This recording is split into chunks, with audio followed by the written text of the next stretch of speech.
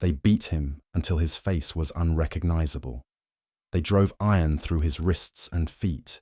They lifted the cross and dropped it into the ground with a sickening thud.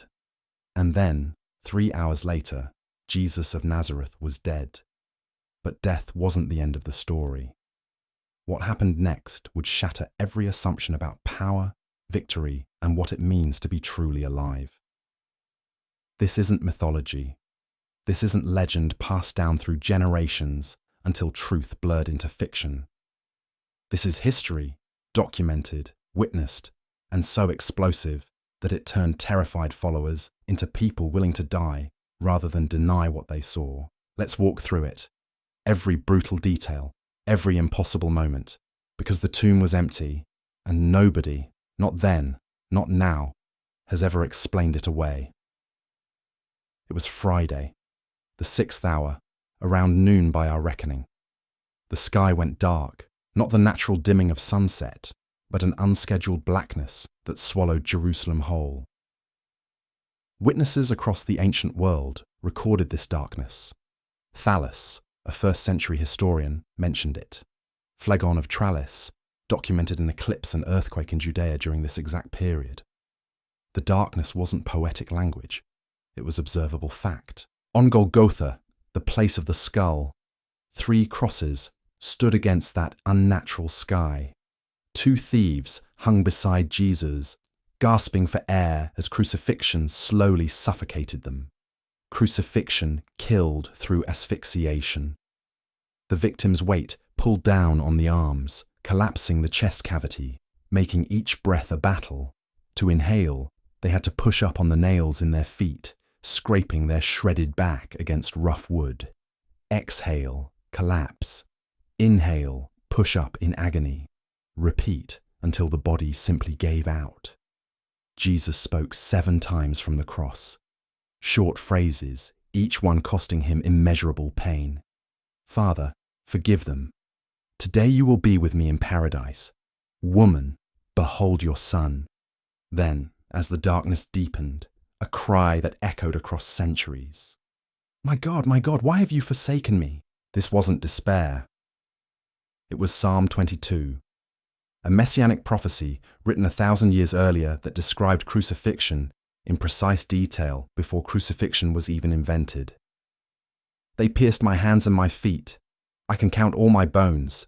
They divide my garments among them and cast lots for my clothing. Every line came true on that hill. At the 9th hour, 3 in the afternoon, Jesus shouted with a strength that shouldn't have been possible for a dying man. It is finished. Not, I am finished.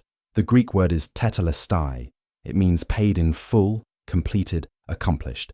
Then he said, Father, into your hands I commit my spirit.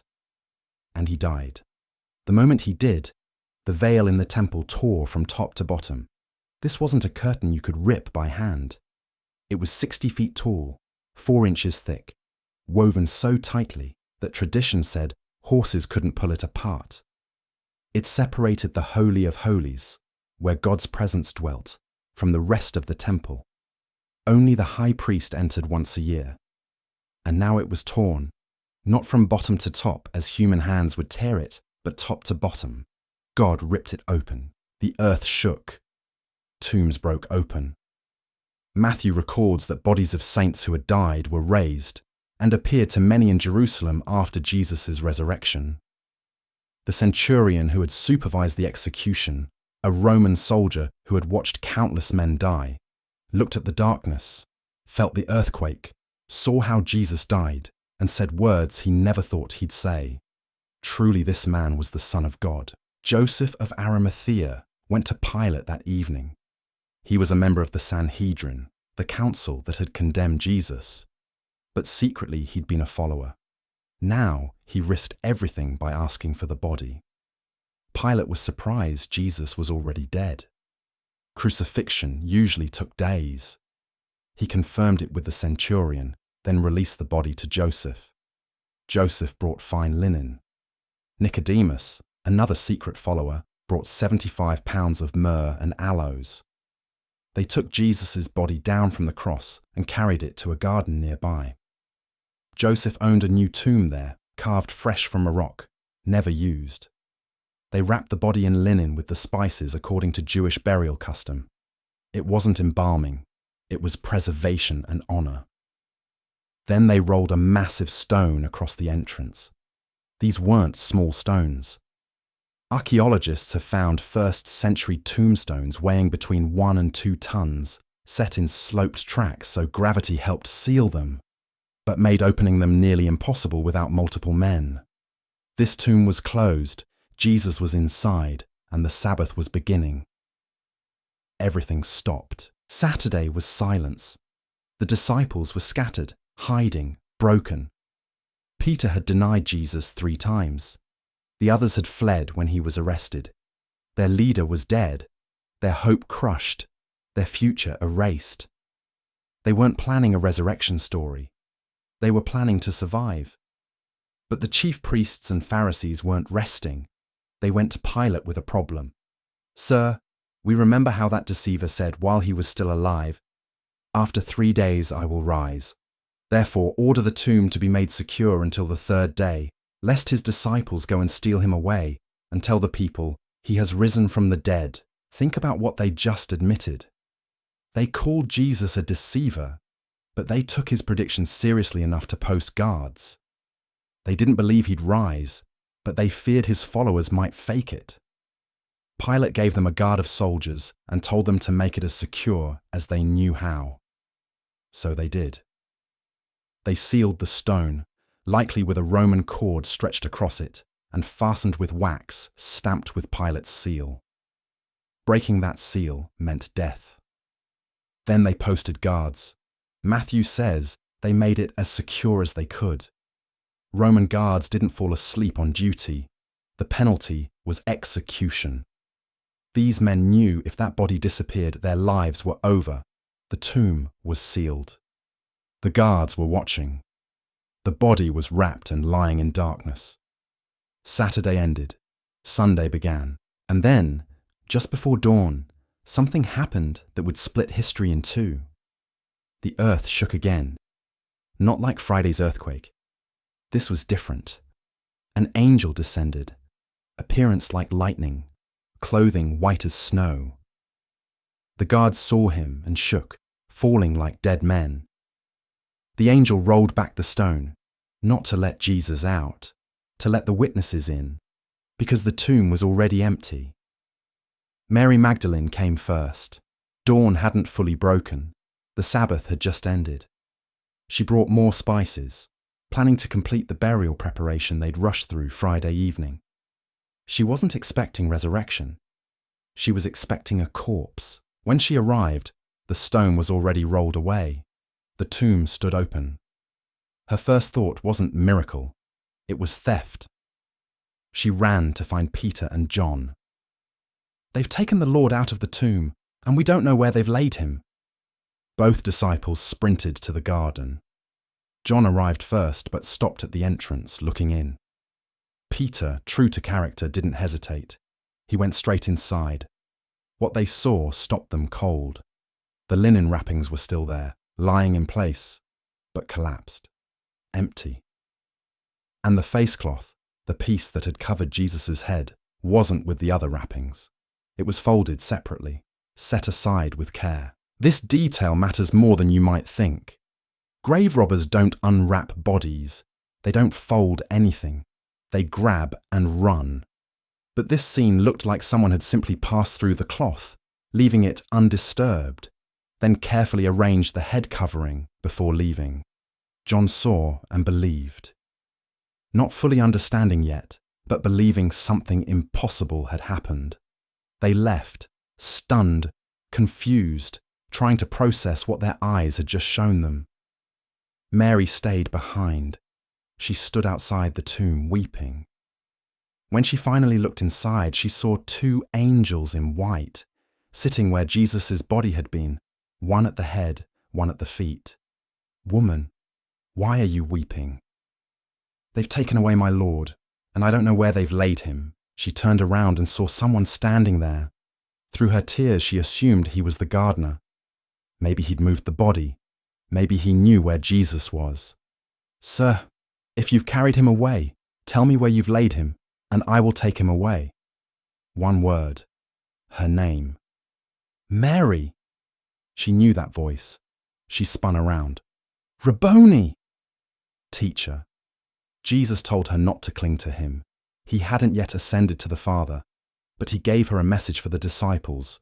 Go to my brothers and tell them I am ascending to my Father and your Father, to my God and your God. The first witness to the resurrection was a woman. In first-century Jewish culture, women couldn't testify in court.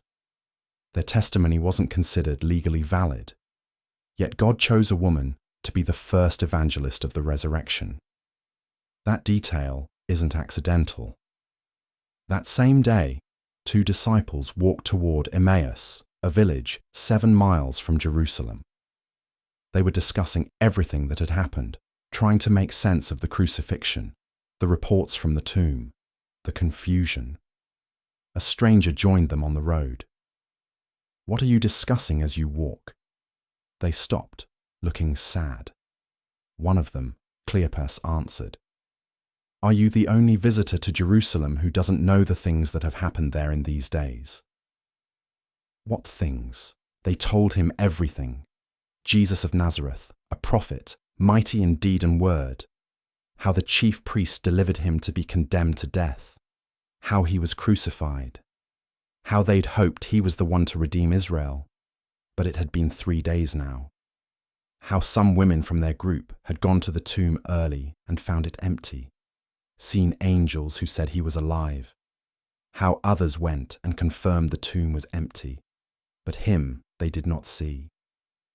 The stranger's response was sharp. O foolish ones and slow of heart to believe all that the prophets have spoken. Was it not necessary that the Christ should suffer these things and enter into his glory? Then, beginning with Moses and all the prophets, he interpreted to them in all the scriptures the things concerning himself. Imagine that Bible study. Every messianic prophecy, every shadow and type, every promise pointing to what had just happened. They reached Emmaus as evening fell. The stranger acted as if he were going farther, but they urged him to stay. It's nearly evening. The day is almost over. He agreed. At the table, he took bread, blessed it, broke it, and gave it to them. Their eyes were opened. They recognized him. And he vanished. They looked at each other. Didn't our hearts burn within us while he talked to us on the road? While he opened the scriptures to us? They got up immediately and returned the 7 miles to Jerusalem, found the 11 gathered with others, and heard the news before they could share theirs.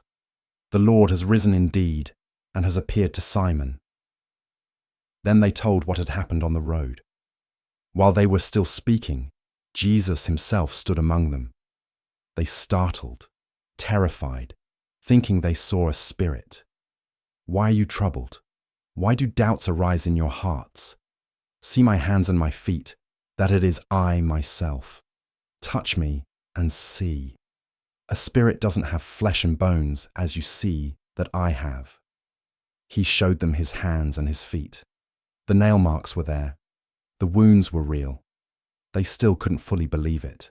Not from disbelief, from joy. It was too good to be true. Do you have anything to eat? They gave him a piece of broiled fish.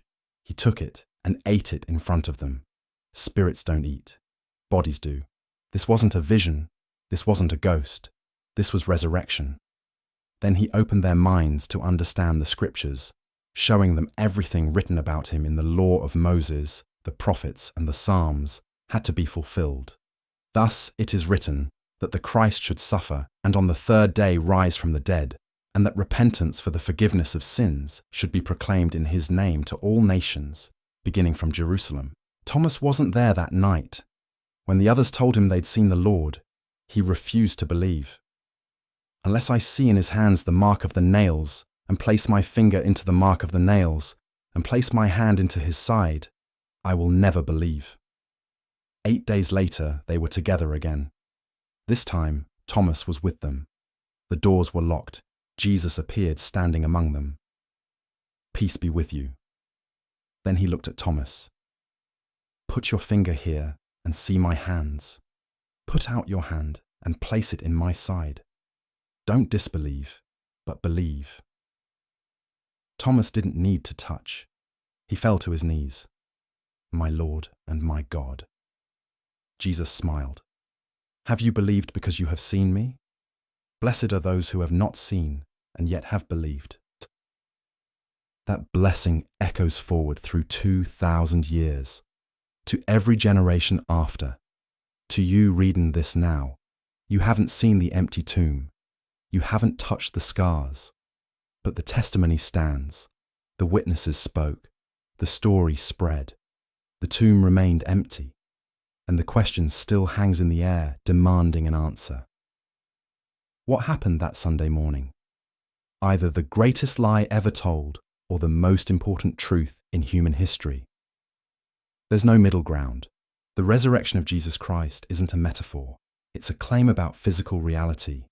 A body that was dead became alive. Death itself was defeated.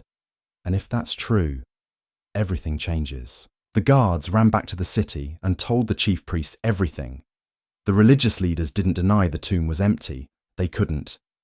Instead, they gathered with the elders and devised a plan. They gave the soldiers a large sum of money and told them to say the disciples came during the night and stole the body while they were sleeping. If they were sleeping, how did they know it was the disciples?